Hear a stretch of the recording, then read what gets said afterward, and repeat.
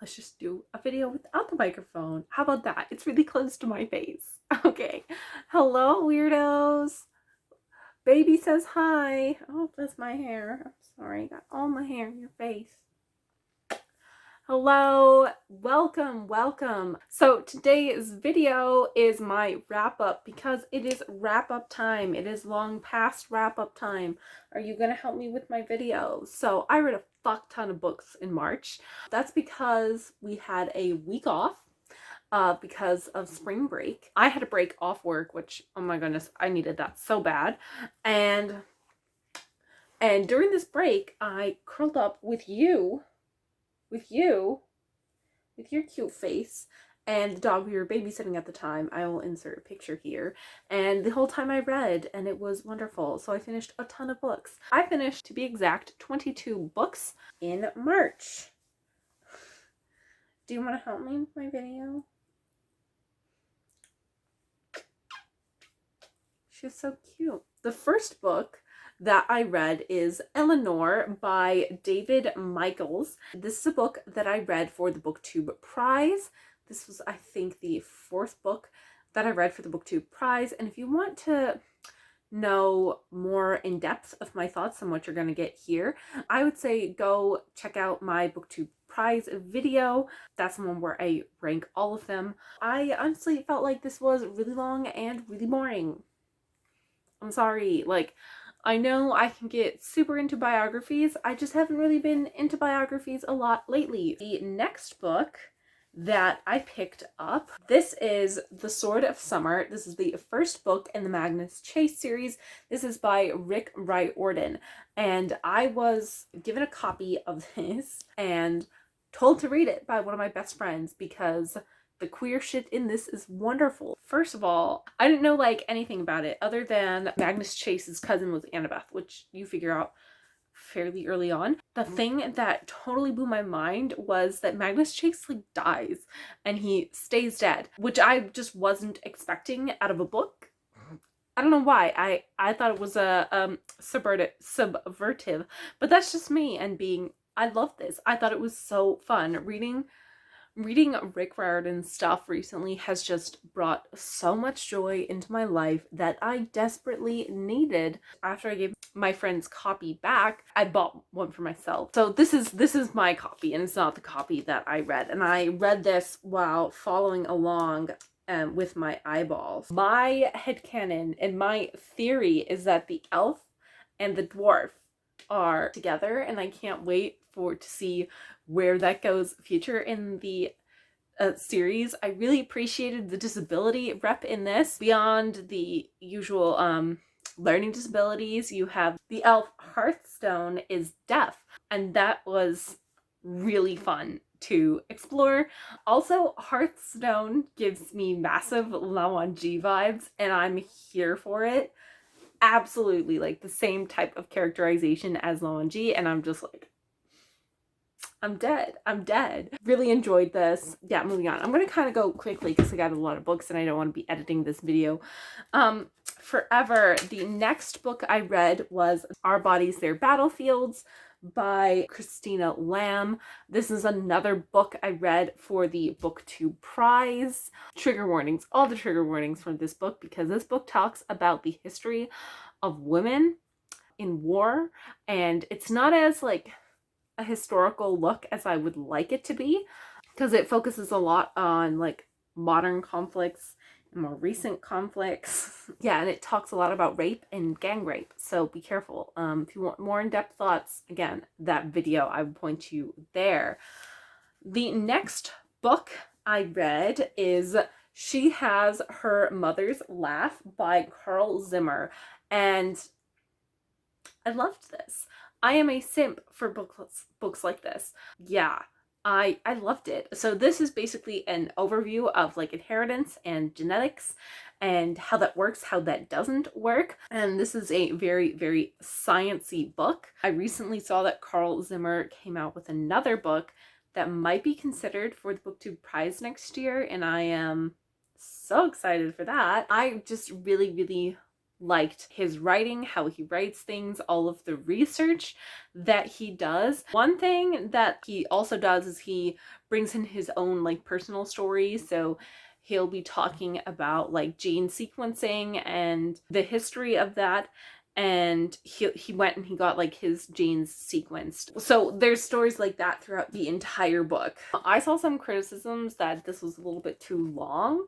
I thought it was just long enough. I really enjoyed every single second that I spent with this. This audiobook was over like 23 hours long, but I was here for the science every single step of the way.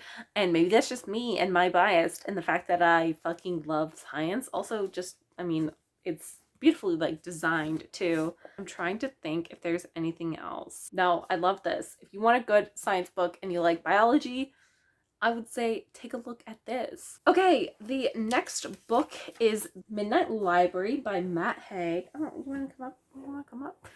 Get the thing in your hair. Let me take that out. Let me take that out. Oh, let me take that out. Let me take it out of your hair. There you go. There you go. There you go. Good girl. Long story short, this was not my favorite. This won the Goodreads Choice Awards for fiction. Yeah, and I just wasn't into it. One thing that really put me off about it is that it talks a lot about depression. It makes it seem like this character has like clinical depression, and it kind of tries to pass off this narrative, or at least it's not explicitly saying this, but this is how I felt while I was reading it. So take it with a grain of salt. It felt like, oh, like you can just get rid of your like depression if you had made like different decisions in your life that led you to not being in the place that you are. And I just felt like that was nasty of a message to push in a book. I don't know if that was intentional or not, but that's a lot of how it came off to me. I'm sorry, like at the end of the book they try to hand wave it away and say that she has situational depression. To me, it was too little too late. I do think that the conclusion that this book comes to in terms of like what she chooses is fine. Like I was like, okay, it wasn't subvertive, but I think that message that I was just complaining about, it just would have been worse if the ending had been different. I don't have that many other thoughts for me. It really wasn't a book for me. Basically, the premise is that when you're dying or like on the verge of death, there you go to this library, and this library you can go into all of the different possible versions of your life. The concept sounded interesting. I did not enjoy the delivery of it. The next book I read is Women's Work, The Storied Life of Pioneer Esther Morris, the world's first female justice of the peace by Marion Betancourt. It's a short little thing. It's only like 120 pages. I didn't love this. I thought this was like honestly like a 3-star. Like it just was like very, very middle of the road. I felt like everything happened very, very quickly in the book.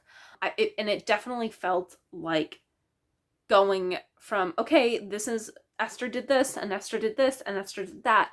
It felt very much like that. We didn't spend enough time in any one place to really get into Esther's feelings. They spend like about a page or like maybe 2 pages on the whole death of her first husband. And I just felt like, okay. And honestly, like I think by page 90 she was already married again. It hurt because she says in her author's note that this is a passion project for her, that she thinks that Esther is this amazing woman. And I just was like, I just didn't feel your passion. You just the writing was okay. I don't really know what else to say about it. It just, there's this line in the like towards the end of Esther's life where, and there's like the scene where this man is introducing her because she's like accepting like some award, and it was like, oh, now for a woman that needs no introduction and a woman that we all know and love. And I just sat there and I put the book down and I was like, but we don't know. We don't know who she is. We don't, like, we knew the things she did, but I don't feel like I know Esther Morris, like, any more than I did before picking up the book. Anyway, that was that book. Low-key disappointing.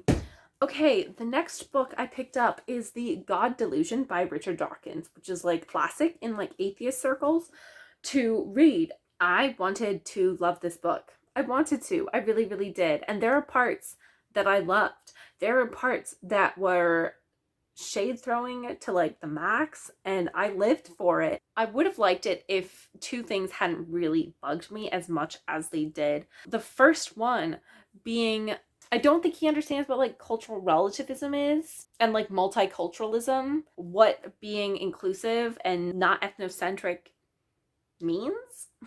Sorry, like it's so weird because he uses anthropologists and anthropologist talking points to further like other messages in the books, and it's like, okay, like I really appreciated that he did that. It didn't feel like all the time like a tear down like of religion. It was just pointing out where like the flaws in the logic are, which I enjoyed most of that. However, I just really didn't like, he would say, be just like, why is it okay for us to just hand wave like the toxic aspects of religion for multicultural purposes? And I felt like that is a valid point. However, I don't see that happening. Like, I'm sorry, like nobody is around here saying that, oh, we have to excuse female genital mutilation because of multiculturalism and respecting religion. Like, no one's fucking saying that. No one is saying that. Like, you can be a person who is respectful of other cultures, and you can lift other people's cultures up while still not being ethnocentric and while still being respectful of other people's cultures and religions. Like, that is a possibility. No one is saying that you have to excuse every single harmful practice of a religion in order to be that. And I feel like some of his points towards like the back half really hinge on that. That was one of the big problems that I had with the book. Another one is, and it really irked me, was how he talked about cargo cults. Nothing in what he said about cargo cults is technically wrong. However, as someone who literally is getting a degree in anthropology and literally has had to study cargo cults, he fundamentally misunderstands them, and it really, really bugs me. So he talks a lot about like what happened factually, especially when it comes to like Polynesians, cargo cults, and because that's the first case study of cargo cults. It's the first one that was documented, not the first one in history. There have been plenty of cargo cults throughout history. He doesn't get to the fundamental reason of why it arose. He doesn't necessarily like belittle, but it's kind of getting close to belittling the people who practice in the cargo cults. So cargo cults, long story short, they arise out of when a culture goes through extreme stress and rapid change that is not consensual, or is that in large part many times often is not consensual. That's what happened in Polynesia. They had their cultures rapidly ripped from them, and their livelihoods rapidly ripped from them, and their beliefs rapidly ripped from them by white people and colonization. And because of that cultural trauma that they were going through, it gave rise to these cargo cults. And a lot of the cargo cults, the idea was, if we do this, if we build these airplanes that don't work, if we build these airports that don't land any planes, we will be able to resurrect our culture in some manner, or the parts we like from our culture, while still having the benefits that we have now, or the benefits that the colonizers have.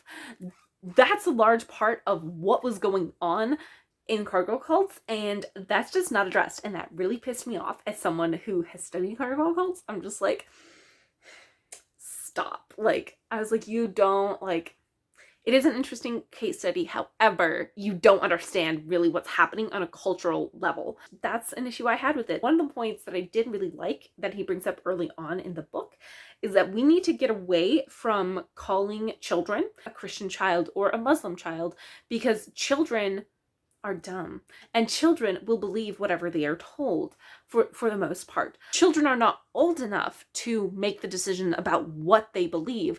And he brings up, he's like, you wouldn't expect a child, you wouldn't call a child like a Democrat or a Republican. You wouldn't call them liberal or conservative because they haven't fully formed their ideas yet. So then why is it okay to call them a Christian child? However, it is okay to call them a child of Christian parents. Like, that's fine. And I really, really agreed with that, because I think that whole boxing you into that identity so young makes it so hard to get out of later. I'm gonna get off my soapbox about this. So I really, really wanted to love it, but those parts like keep me from loving it fully. Okay, next. Eat the Buddha, Life and Death in a Tibetan Town by Barbara Demick. Yeah, this I read also for the BookTube prize. I loved it.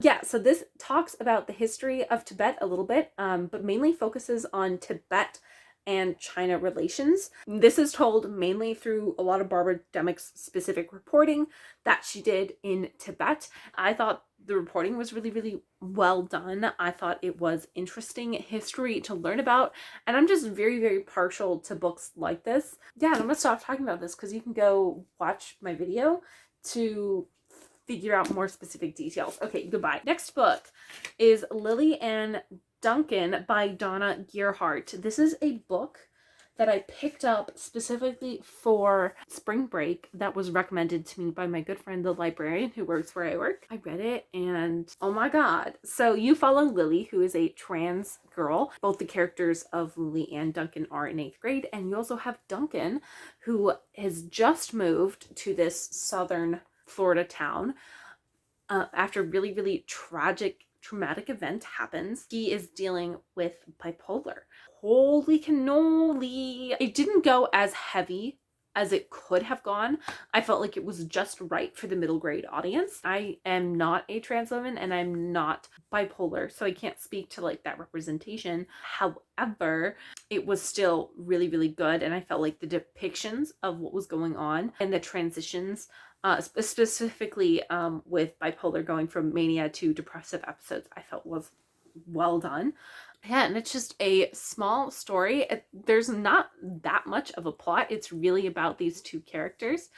And there is a part in the end that didn't rip my heart out. However, what I thought what was said was important. So Lily's dad is trying to protect his daughter the best that he can. However, he's doing it like the wrong way.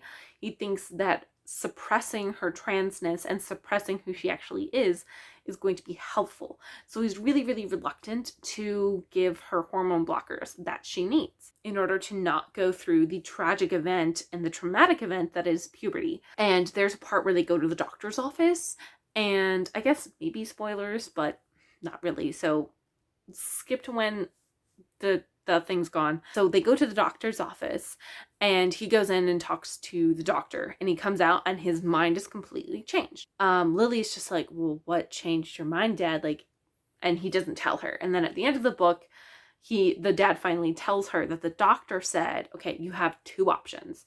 You can either have a dead son, or you can have an alive daughter. It's because LGBTQ youth who do not have a supportive family and a support group around them are much more likely to commit suicide. And I thought that that was so poignant. And I read that, and I was sitting with my family, and I was just like, fucking preach. Like, I cannot tell you the amount of people that I know who have attempted suicide because they are LGBTQ and they do not have a supportive home. Like, it's ridiculous. So there we go. Okay, next book.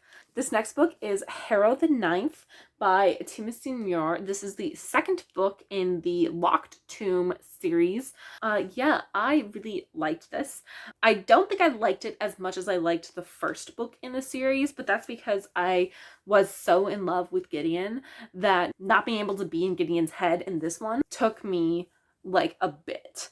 However, this is so twisty-turny. Like, the last 200 pages, like, oh my gosh, stuff happens. For the first, like, couple hundred pages, I was like, I'm not sure about this. I'm not sure about this. I'm not sure about this.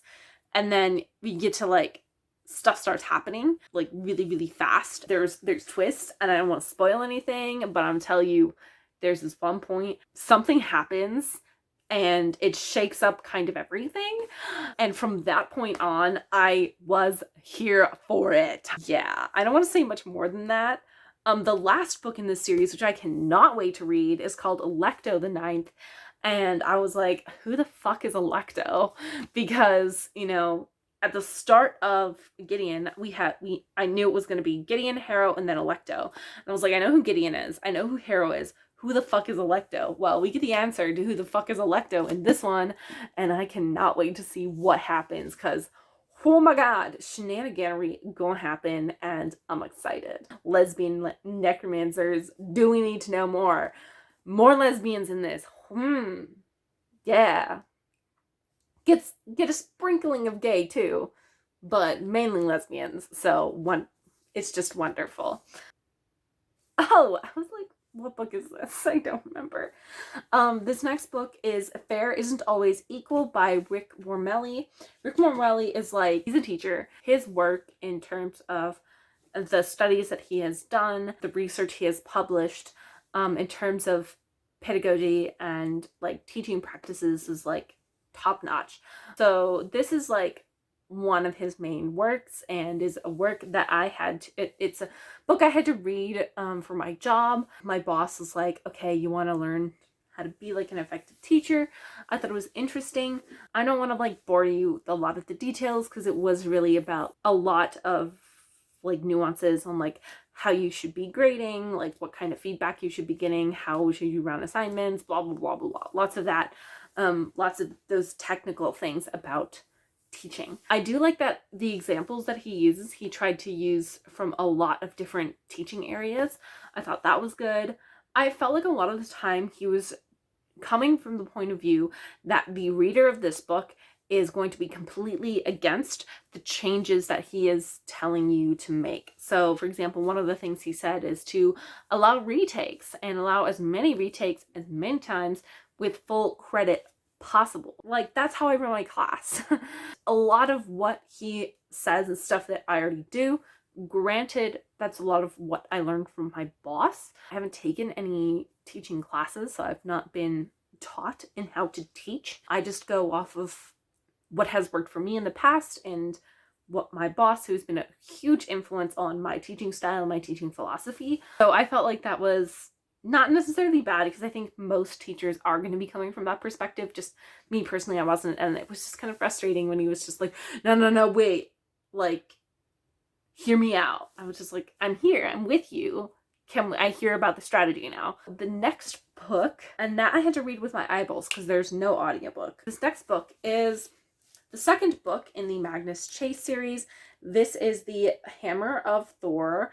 Oh my gosh, I got so excited when we were introduced to the character of Alex. I was here for it all of the time, anytime that they were in the book. In this book, we have to figure out where the fuck Thor's hammer is, how do we get it back, and we go on this adventure. I liked being able, in this book, seeing more of the worlds that we didn't see in the first book.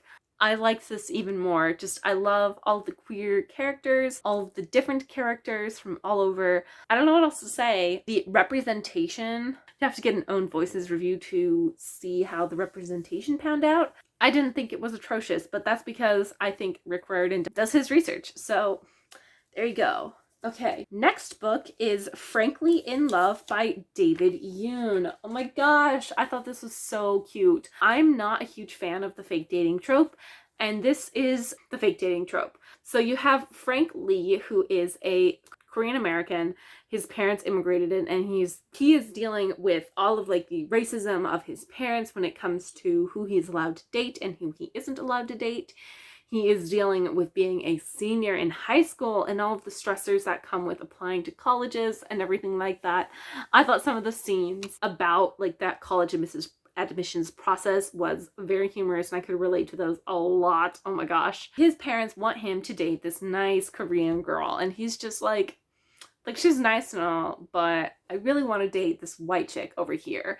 And I thought that discussions about racism, about what it is like to be that first generation American, I loved it. That being said, I saw a review where someone was like, yeah, Frank Lee is kind of an asshole. And I was like, you know what? Like, you're not wrong. I think that he is a teenage boy dealing with emotions. I will say, trigger warnings for things like cancer. I was not expecting, I thought this was going to be just light and fluffy, and it wasn't that at times, and I was just like, I was not ready for my world to be torn apart the way it is when I was reading it. Yeah, so be prepared for that. I really liked it, and it is, I don't know if I said this, but I read this for the book club at my work. We are having our discussion about it next week, and I cannot wait. The next book I read with my eyeballs, and that is It's All in the Frijoles, 100 Famous Latinos Share Real-Life Stories, Time-Based Dichos, Favorite Folktales, and Inspiring Words of Wisdom. This is by Yolanda Nava. It's kind of structured where there is a chapter, and each chapter kind of has like a theme. So like the first chapter's theme is responsabilidad. I felt like this was very lukewarm. I didn't love it the way I wanted to love it, but I didn't hate it either. I think it is a very, very good representation of Mexican culture. I thought that some of the chapters really rubbed me the wrong way, but that's just because those aspects are stuff that I don't fundamentally agree with in terms of how you should be running your life. I felt like the majority of this book was a lot of different people sharing their stories, which is valid and I felt like needed to be in this book. However, I felt like it was most of what was each chapter. Like, you would get all of these different people talking about their experiences with responsabilidad, but I wanted more. I wanted some of more of these other stuff that was promised. Every chapter ends with dichos, which is how to translate the word, almost words of wisdom. And they're all in Spanish and in English, which, okay, it's one of my pet peeves recently when reading books that are kind of like this. I'm just why translate to English? If the English speakers really wanted to look it up, Google Translate, or they could look it up separately, but that's just my thing. I wanted more of the folktales, and I wanted more of the poems. There's some poems in here. I felt frustrated because there's some really, really amazing Spanish poetry in this. And I love Spanish poetry. There's some of my favorite Spanish poems in this. They just were all in English, and I was just they lose so much of their power when translated into English. And I think that's true of most translated poetry, so it's not just a Spanish thing. I do think it's a really, really good representation. I just don't know how much I got out of it specifically. I wanted to love it so bad. Okay, next book is Avatar: The Last Airbender. This is Lost Adventures. This is written by a variety of people. Each adventure is only about a page or two long. There's a handful that are a little bit longer. There's sections of the book where it corresponds with the seasons of the TV show. This was fine. None of them carry much weight.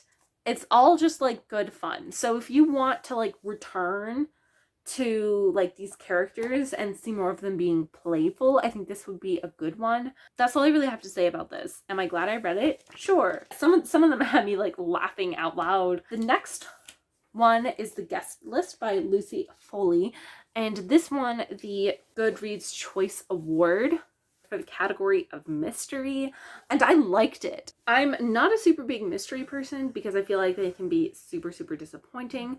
I wasn't super thrilled with the winner of last year, which I can't even think of it, which isn't a good sign. I'm sure I have it written down somewhere. It was The Silent Patient. I wasn't super impressed by that mystery. This I felt was pretty interesting. I was super invested. Once you kind of have all of the players set up as to why they all hate this character, figuring out which one did it was great. I loved it. I loved how it unfolded. I think the dual timeline thing worked. I was living for this character dying because I was like, yeah, you're a piece of shit. You deserve to fucking die. So that was good. So basically the conceit of this is that this like influencer, they don't really like say exactly like what her job is getting married to this man who is like has his own like survivalist show.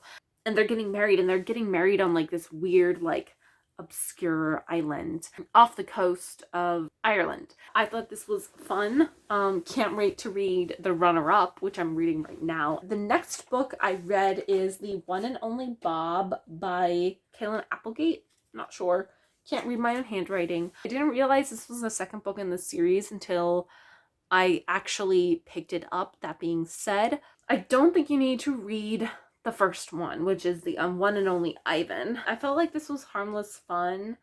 In a weird way, it got deeper than I wanted it to. I didn't know anything going into this book. So you follow this dog. I read this like on audio. A tornado happens and you follow him kind of as he is dealing with the tornado. I thought it was cute. I thought it was like harmless, you know, fun book for like middle grade to read. I do think it skews more on the younger side of middle grade. Not much to say about that one. The next book I read is The Vanishing Half by Britt Bennett. I had really, really high expectations for this one going in, and it's not that they weren't met. I think this was very, very good. I was kind of like lukewarm about it until we get introduced to this trans character, and then I was here for it. I was like, yes. Every time they were on the page, I was like, yes, give me more. Wanted more of that character, but whatever. The timeline is very jumps back and forth a lot. On the audiobook, they have different actors play the different characters, so that really helped keeping track of who was talking when, because in the book there isn't a lot of transition so that you know who is talking. People have been raving about it. It's not that I don't think it deserves the hype. I think it's good. For me, that trans character made it. With the concept, Britt could have gone really, really crazy, and she doesn't, and I kind of liked that she didn't. What is this concept? What is this book about? Probably everybody knows because everybody's read it on BookTube already. And this is about these two twins. They are white passing black women, and they decide to leave their home. One of them decides to completely abandon the life she grew up in, and she wanted to go live as a white woman. And the other does the exact opposite. She finds the blackest man that she can marry, and she marries him. I do question how the genetics works, because she is a white passing woman and she marries like the blackest man ever. Okay, fine. But then they wound up having like the blackest daughter that anyone in like her small town has ever seen. And I was just like, okay, interesting. They like literally describe her as like blending in with the chalkboard, which I was just like, interesting take. Like, don't know how that works. I went with it. And you know, it's only that much of a problem for when she's younger. So then you follow those two women, their daughters, as they grow up. And yeah, I found the relationship between the two daughters more interesting than the twins themselves. Next book, because this is so long and I have so many more books to talk about.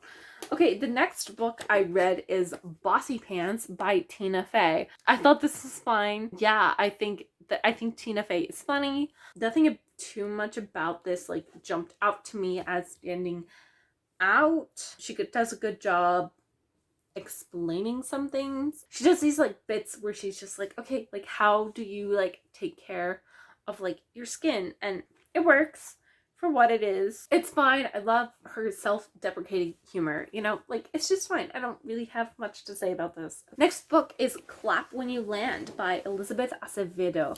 And I wanted to love this book so much. Everybody was raving about it. I just didn't fall in love the way other people fell in love. I wanted to love this. I just didn't. And I don't know what it was specifically about it. You follow these two young women. They have the same father, and yet they don't know. So he kind of has like this secret family. Basically, he dies in a historic airplane crash. It is a real airplane crash.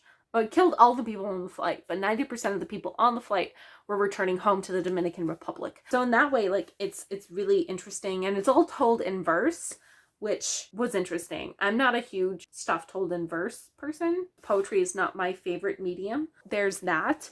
But I still think it did a good job of like getting insight into like these two women. You follow Yahaira. She's queer, which I freaking loved. Love it that like they do it without having to like, explicitly her say that like, oh yeah, I'm a lesbian. It's just like, oh yeah, she has a girlfriend and like it's not a big deal, which is great. I love it when stories do that. And she is living in New York, and then you follow Camino, and Camino is living in the Dominican Republic.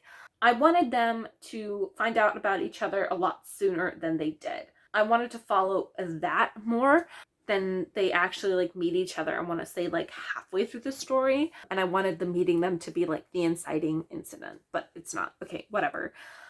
I will say the dynamic between the two mothers I thought was more interesting, because it's not that they didn't know about each other. They did know about each other and they were best friends. One of the mothers is not okay with this arrangement and the other is. And I wanted to see that explored a lot more. I don't know. I felt like I wanted more of this story than what we got. One thing I loved that it did is that it didn't do the translation thing. I was so happy. There's a line of Spanish dialogue. It doesn't immediately translate that into English. There are some parts where it kind of like implies like what the message is later. And I was like, see, stories don't need to do that. Stories do not need to translate that bit of Spanish or that bit of the other language into English, because people will fucking look it up. Like, I was so happy that it did it, and I was just like, yes, I'm living for it. I'm here for it. Audiobook was really, really good. Two different people to play the two different girls. Clap When You Land also won the Goodreads Choice Award for Young Adult Fiction. The next book I read is Heartstopper Volume 1 by Alice Oseman. This had a translator listed on Goodreads, and I didn't understand why. Anyway, so this is a romance between two gay boys. Need you hear more? It's also a graphic novel. I thought it was cute. They're dumb. I love dumb people falling in love. In terms of like being dumb with like they don't realize the other person likes them. I really like that trope. I think it's really, really well done. It's cute. The whole time I was like feeling one of the boys who's out at the start of the story. He's falling in love with the other one, and he's just like, oh, I'm falling for a straight boy. Oh no. And I'm just like, oh, I feel your pain. Anyway, it's cute. I can't wait to read the next ones. I would have read volume 2 already. However, I'm making myself wait because volume 3 isn't available yet at my library because the paperback version hasn't come out yet. Get on it. Publish it. The last book that I read, I know we're finally at the end of this video after what feels like forever and talking forever, is How to Argue with a Racist by Adam Rutherford. This is very, very short. I thought it would be longer, and I was kind of skeptical until I read the subtitle, which is kind of like what our genes say or don't say about race. I loved it, but it did feel like a longer version of the unit on race in my introductory anthropology class. I don't think it goes super in depth. I think it does like a cursory overview. I don't think it needs to go in depth though either. It just basically critiques all of like racist talking points, but also gives some side eye to things like 23andMe and those like ancestry .com DNA tests, because it's like you can't really do that. Like that doesn't make any sense with the way our genes work and the way our pasts work and how people have interacted. It just isn't that simple. You are at some point going to have someone from everywhere on the planet in your DNA. I really liked it. It was a nice way to kind of end the month. This one got second place for the science category in the Goodreads Choice Awards. So there you go. I don't think I have anything more to say about it. Those are the books. Those are the 22 books that I read, and I'm exhausted. I am going to take a nap, and I have to finish coordinating some things with my family because today is crazy because it's an election day. I did vote, so look out for your local elections and vote when they come up. Bye. Thank you so much for watching. The baby's not here anymore because my brother stole her. How rude, right? Thank you guys so much for watching. What was the favorite book that you guys read this month? I don't know. There are too many good ones. All right. Bye.